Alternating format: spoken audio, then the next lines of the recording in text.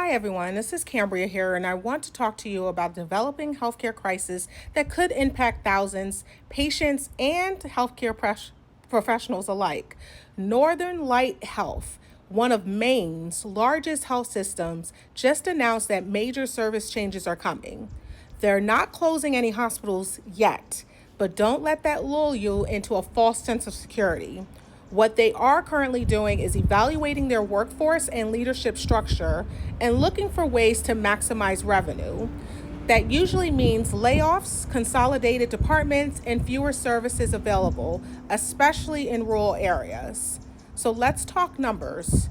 Northern Light reported a $156 million loss in 2024. That's on top of nearly $617 million in debt, up significantly from the $445 million they carried just 1 year earlier. So this isn't just a one-time hit. Their credit rating has been steadily dropping, which affects their ability to borrow, grow, and recover. And it's not just money. The president of Northern Light Acadia stepped down in June, just the latest in a series of leadership departures. Behind the scenes, they're dealing with the same issues many health systems are currently struggling with: skyrocketing costs for supplies, pharmaceuticals, and labor, fewer patients coming in post-COVID, and insurance companies denying more claims than ever. But here's where it gets even more concerning.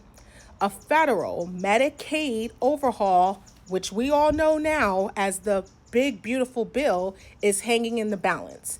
If it is passed this week, it could gut Medicaid reimbursements. Even Senator Susan Collins has raised alarms. If that bill passes the Senate and the House and goes to the president's desk, health systems like Northern Light, already on life support, will have to cut even deeper. So let me be clear. This is about more than just financial restructuring. These cuts will directly affect access to care. Fewer services at local hospitals mean longer wait times, farther distances to travel, and more strain on the healthcare workers that are still standing. So if you're a nurse, a patient, a caregiver, or even a policymaker, don't wait for a press release about a facility closure. This is the warning.